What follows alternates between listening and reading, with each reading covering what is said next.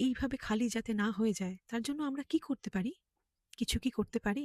বারুইপুর, নির্ভয়া, অভয়া, কামদুনি এবং এরকম আরো হাজারো হাজারো অনেক ঘটনায় জানি বাবা মায়েদের হয়তো কিছু করার ছিল না, কিন্তু এরকম আরো লক্ষাধিক ঘটনা ঘটে যেখানে আমাদের মানে বাবা মায়েদেরও করার একটু কিছু তো থাকেই। বাবা মা হিসেবে একটা জিনিস কিন্তু আমরা করতে পারি, এটা হলো শোনা, জানা।